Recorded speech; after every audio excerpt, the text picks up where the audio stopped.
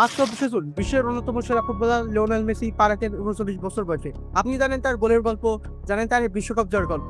কিন্তু আজ আমি আপনাকে বলব এমন ৫টি ঘটনা যেগুলো কোনো নিউজ চ্যানেল বলেনি, কোনো হাইলাইট ভিডিও দেখা যায়নি। চলুন শুরু করা যাক। ২০২১ সালে ব্রাজিল কোপা আমেরিকা টুর্নামেন্টের সময়কার ঘটনা। দীর্ঘদিনের আন্তর্জাতিক ব্যস্ততা এবং মিডিয়ার তীব্র চাপে জর্জরিত আর্জেন্টিনা দল সময় কাটানো এবং পারস্পরিক বন্ধন দৃঢ় করার জন্য হোটেল রুমে তাস খেলছিল। তাস খেলাটি ধীরে ধীরে এক কুসংস্কার আচার অনুষ্ঠানে পরিণত হয়, যেখানে খেলোয়াড়রা স্প্যানিশ তাসের ডেক থেকে নির্দিষ্ট একটা করে তাস বেছে নিচ্ছিলেন। নেটফ্লিক্সের ডকুমেন্টারি সেন এন্টারো ক্যাম্পল ডি আমেরিকা অনুযায়ী ডি মারিয়া ওটোমেন্ডি এবং পাপ্পু গোমেজ সহ বেশ কয়েকজন সদস্য সঠিকভাবে তাদের কার্ড অনুমান করার পর সেটিকে জয়ের পূর্বাভাস হিসাবে গ্রহণ করেছিলেন। এরপর পালা ছিল অধিনায়কের। তিনি চোখ বন্ধ করে মনোযোগ দিলেন এবং ঘোষণা করলেন যে তিনি 5 কাপস নামে একটি কার্ড তুলবেন এবং সেটাই হবে তাদের ভাগ্য নির্ধারণ। তারা এই 5 কাপ যদি ওঠাতে পারেন তাহলে তারা পরবর্তী 5টা কাপ জিতবেন একটানা আন্তর্জাতিক মঞ্চে। অবিশ্বাস্যভাবে তিনি সেই কাজটি তুললেন। এই 5 সংখ্যাটি বিশেষত্ব হলো এটি তার পরিবারের 5 সদস্যকে নির্দেশ করে। এটি ছিল তার ক্যারিয়ারের শুরুর দিকে জার্সি নাম্বার এবং সবচেয়ে গুরুত্বপূর্ণ হলো আর্জেন্টিনার হয়ে তিনি তার আগের 4টি বড় আন্তর্জাতিক ফাইনাল হেরেছিল। তাই এটি ছিল তার পঞ্চম প্রচেষ্টা বা ভাগ্যের নির্ধারিত মুহূর্ত। পুরো দল আনন্দে ফেটে পড়েছিল। এটিকে তারা টুর্নামেন্ট জয়ের আগাম সংকেত হিসেবে দেখতে পেরেছিল। শেষ পর্যন্ত আর্জেন্টিনা মারাকানায় ব্রাজিলকে হারিয়ে কোপা আমেরিকা জয় করে এবং দীর্ঘদিনের শিরোপা ঘোড়া কাটিয়ে ওঠে।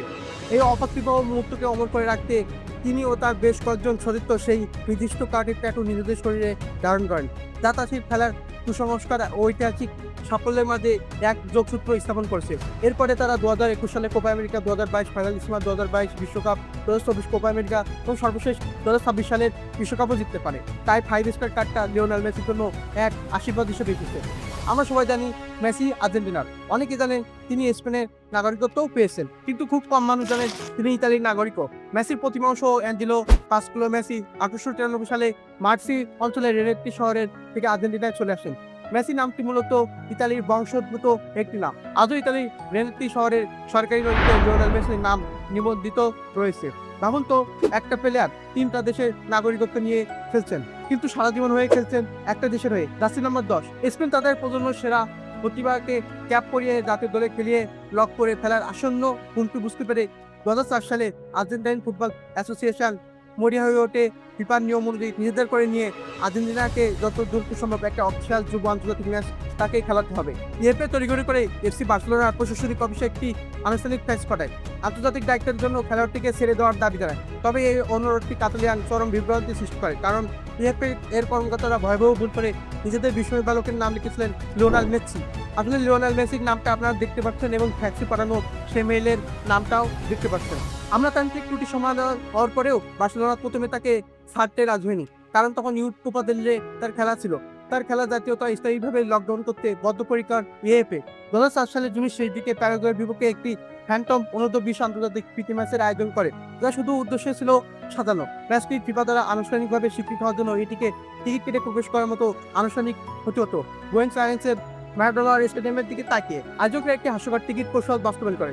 বক্তৃতা শুধুমাত্র একটি শারীরিক খবরের কাগজ দেখে গেট দিয়ে প্রবেশের অনুমতি দেওয়া হয়েছিল, যা ম্যাচ টিকিট নিয়ন্ত্রণ মানদণ্ড পূরণের জন্য কার্যকর স্ট্যান্ডার্ড প্রবেশ মূল্যের অভাব বুঝিয়ে দেয়। খেলাটি 25 জুন ইয়েজার ট্রেনিং বেসে পৌঁছান এবং 29 জুন 2004 চতুর্থম জন্মদিনের মাত্র 5 দিন পর তিনি দ্বিতীয়ার্ধের বদলি খেলোয়াড় হিসেবে ম্যাচে প্রবেশ করেন। ঘুমন্ত স্টেডিয়াম জাগিয়ে তোলেন 58 গোলের জয়ের এক দুর্দান্ত একক গোল করেন তিনি। আর এভাবেই তিনি তার ফুটবলের ভাগ্যকে স্থায়ীভাবে আর্জেন্টিনার সাথে জুড়ে দেন এবং স্পেনের আশা চিরতরে ধ্বংস করে দেন। 2013 সালে আর্জেন্টিনা ও ইতালি দল ভ্যাটিকানে যায়। সেখানে অপেক্ষা করছিলেন আরেকজন বিখ্যাত আর্জেন্টাইন, পোপ ফ্রান্সিস। দুই আর্জেন্টাইন মুখোমুখি, একজন ফুটবলের সম্রাট, অন্যজন ক্যাথলিক বিশ্বের সর্বোচ্চ ধর্মীয় নেতা। সেদিন পোপ ফ্রান্সিস মেসির হাতে তুলে দেন একটি ছোট জলপাই গাছ, যা শান্তি ও আশার প্রতীক। মেসি সেই মুহূর্তে কখনো ভুলে যাননি। 2021 সালে পিএসজিতে যোগ দেওয়ার পর নতুন যাত্রীতে স্বাগত করে তিনি সেটি ভ্যাটিকানে পাঠান পোপ ফ্রান্সিসের কাছে, শুধু কৃতজ্ঞতা জানাতে। এরপর 2025 সালে এপ্রিলে পোপ ফ্রান্সিস মারা যান, যখন মেসি ইনস্টাগ্রামে তাদের 2013 সালের একটি ছবি পোস্ট করে লেখেন, একজন আলাদা পোপ, একজন কাছের মানুষ, একজন আর্জেন্টাইন, তিনি পৃথিবীকে আরো ভালোবেসে গেছেন। আমরা তাকে মিস করব। একটি জলপাই গাছ দিয়ে শুরু হওয়া সম্পর্ক শেষ হয় একটি আবেগঘন বিদায়ী বার্তায়। আমরা সবাই জানি মেসি বিশ্বকাপ জিতেছেন, জানি তিনি 8টি ব্যালন ড'র জিতেছেন, জানি তিনি শত শত গোল করেছেন, কিন্তু আজ তার 39তম জন্মদিনে আমি আপনাকে এমন একটি গল্প বলবো যেখানে মেসি কোনো গোল করেননি। কোনো ট্রফি জেতেননি, তবু শত শত শিশুর জীবন কিনে এনে দিয়েছেন নতুন আশা। অনেকে মেসিকে বিশ্বসেরা ফুটবলার বলে, কিন্তু খুব কম মানুষ জানে মেসি একজন অসাধারণ দয়ালু মানুষও। এবং হয়তো তার জীবনের সবচেয়ে বড় অর্জনটি ফুটবল মাঠে নয়, বরং একটি শিশু ক্যান্সার হাসপাতালের ভিতরে। চলুন শুনি সেই অবিশ্বাস্য গল্প। মাঠের বাইরে নিজের ক্রীড়ার থেকে অর্জিত বিপুল সম্পদ তিনি ব্যয় করেছেন সেই শহর শিশুদের জন্য, যে শহরে তাকে বড় করেছে বার্সেলোনা। লিও মেসি ফাউন্ডেশন মাধ্যমে তিনি যুক্ত হন একটি অসাধারণ স্বপ্নের সঙ্গে।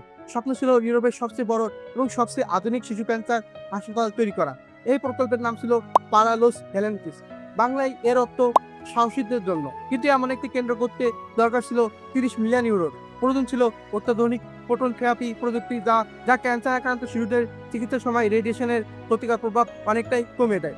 হাজার হাজার মানুষ এগিয়ে এসেছিল, 1 লক্ষের বেশি ব্যক্তি, কোম্পানি এবং ক্রীড়াবিদ এই স্বপ্নের অংশ হয়েছিল। তবু 2018 সালের শেষ দিকে প্রকল্পটি একটি বড় সমস্যা পড়ে। লক্ষ্য পূরণ হতে তখনও বাকি ছিল প্রায় 2.7 মিলিয়ন ইউরো। স্বপ্নটা ঠিক যেন শেষ মুহূর্তে এসে থেমে যেতে বসেছিল। এরপর আসে সেই মুহূর্ত, যা খুব কম মানুষই জানে। ভিত্তিপ্রস্তর স্থাপনের অনুষ্ঠানে যখন 1 লক্ষ লোগোগুলা যে তৈরি করা হয়েছিল, প্যারালোস ভ্যালেন্টাইন্স শব্দগুলো, তখন হঠাৎ একটি ঘোষণা আসে, লিও মেসি ফাউন্ডেশন এবার স্ক্রাবোস নিকোস ফাউন্ডেশন একসঙ্গে এসে এই অর্থগুলো দিবেন। তার ব্যক্তিগতভাবে পুরো ঘাটতি অর্থ প্রদান করে। প্রায় 2.7 মিলিয়ন ইউরো এক মুহূর্তে শেষ হয়ে যায় অর্থের সংকট। শুরু হয় নির্মাণ কাজ, আর কয়েক বছরের মধ্যেই সেই স্বপ্ন বাস্তবে পরিণত হয়।